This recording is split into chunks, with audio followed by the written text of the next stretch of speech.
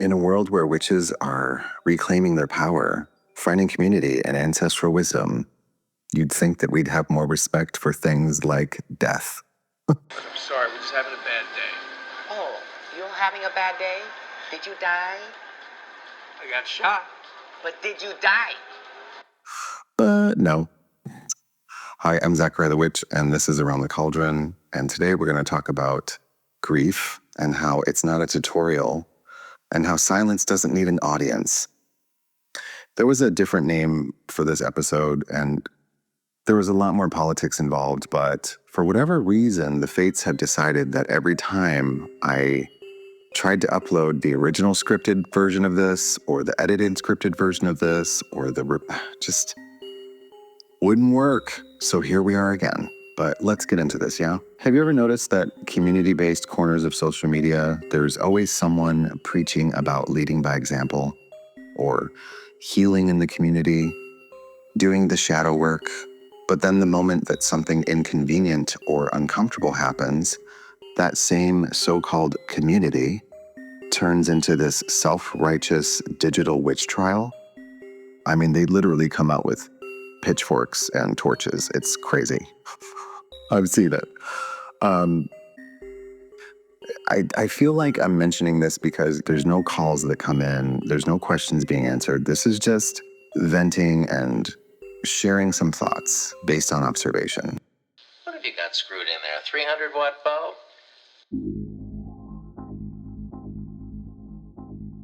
We're in the year 2025. 2025 is the year of 9 in numerology, which is about mastery of lessons, but it's also endings and beginnings. And so to me, that correlates so much with the word discernment.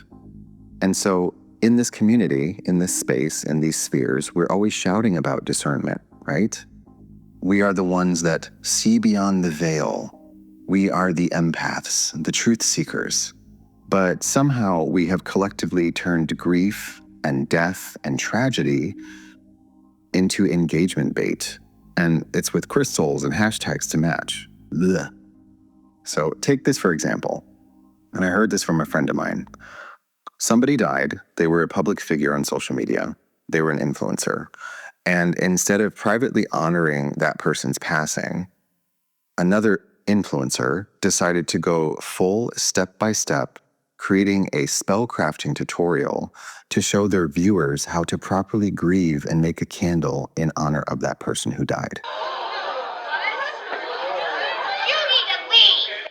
So they lit their candles, they drew the sigils, they whispered some poetic lines to the algorithm gods, and then they called it holding sacred space.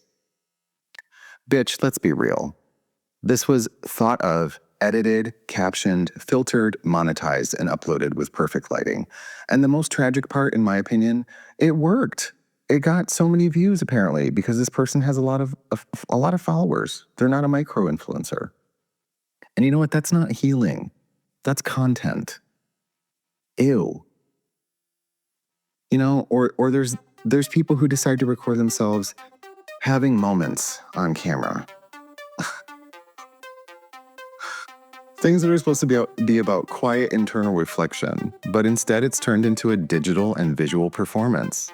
And I'm just like, okay. But then when we add things like hashtags that say, gone too soon, or blessed be, RIP, what the fuck was this moment for? Was it for grief? Or was it for reach? Is this reverence or is this relevancy?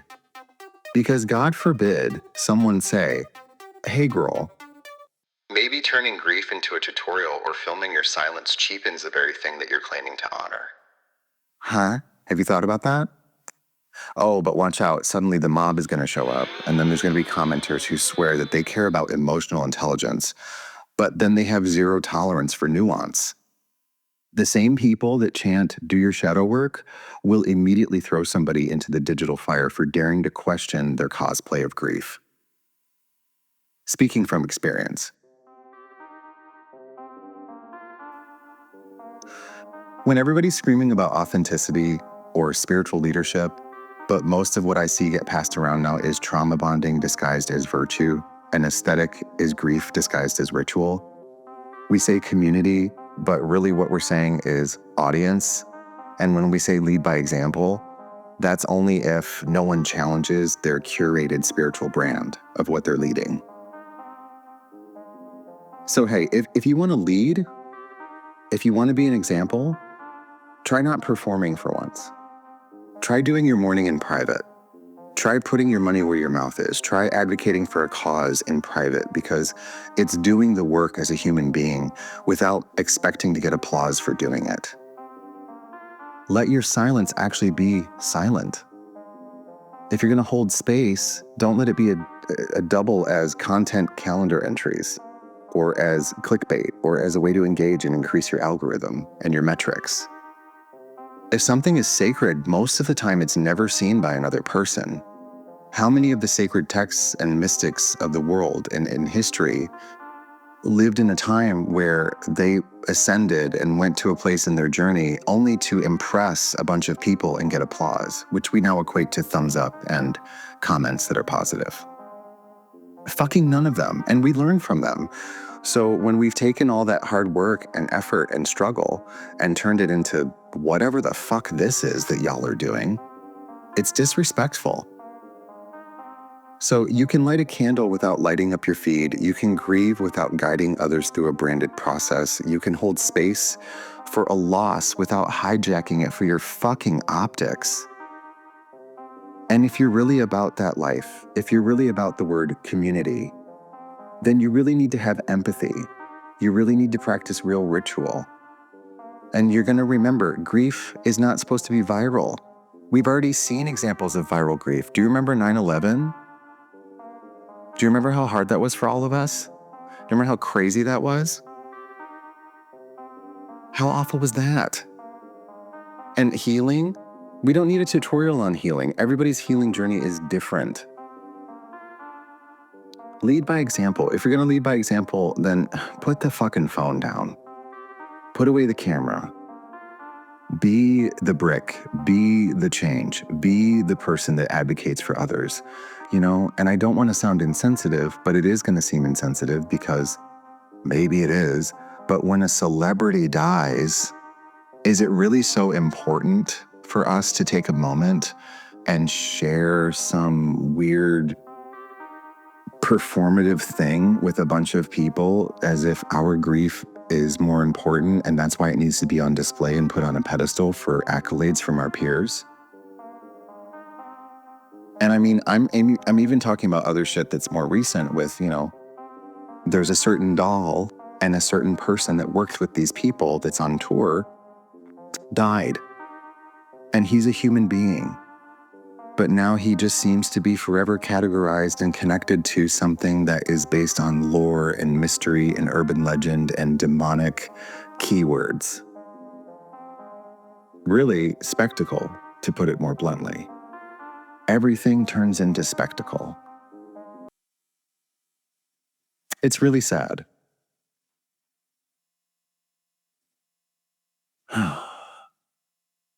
So I'm saying these things because, as a witch, I feel it's an obligation at times to be a wise one, to be somebody that understands from experience. Maybe we shouldn't use other people's deaths as aesthetic accessories to boost our relatability. Maybe we need to just shut up and say, I don't know anything. I don't know what to do in this moment, but I'm sad. And I'm just going to not be online for a minute. Because where's the nuance? Where's our discernment?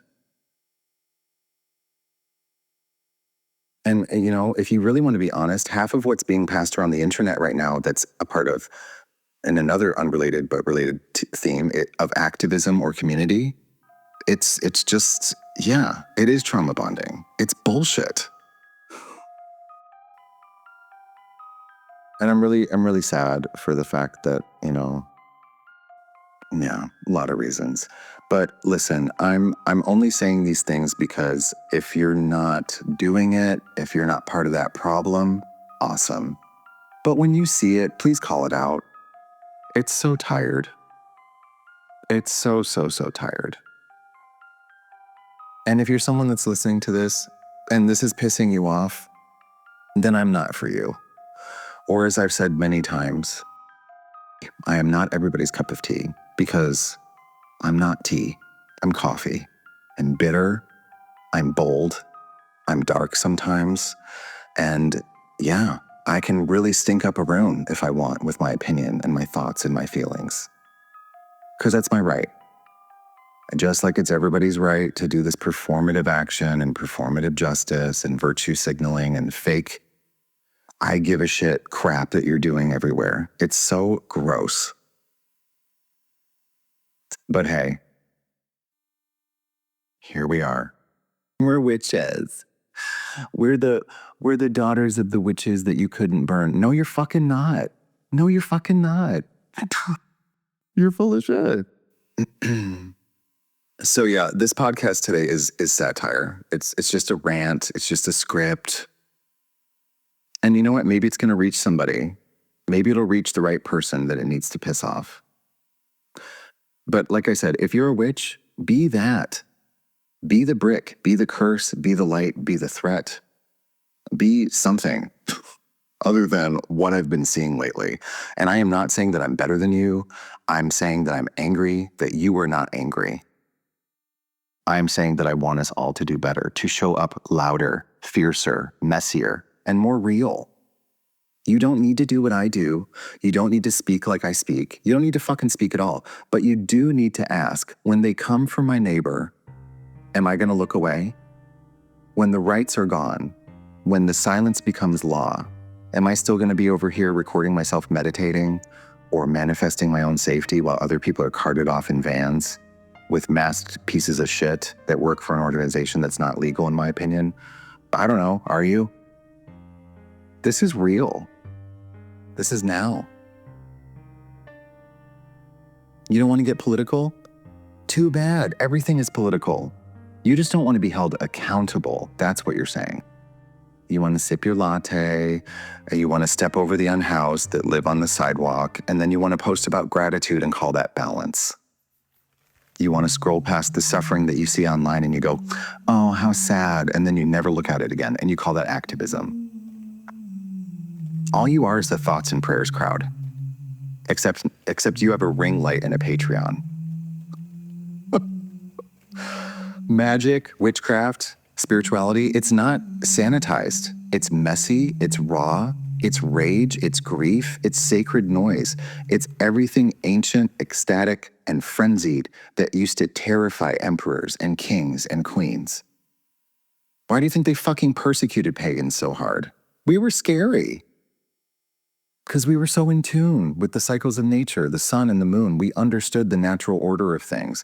And I don't know where the fuck we are now. I don't. But I think we need to be that again. I think we need to be scary to those that oppress others. But here we are. Likes are our legacy. Aesthetics are our ethics. Clickbait is our connection. You guys are not building community. You're building a cult of personality. You're selling access to the performance of care and wondering why you feel fucking empty. Grow up. My name's Zachariah the Witch, and this has been Around the Cauldron. I hope you enjoyed these ingredients today. If you didn't, that's your fucking problem. Love you, bye.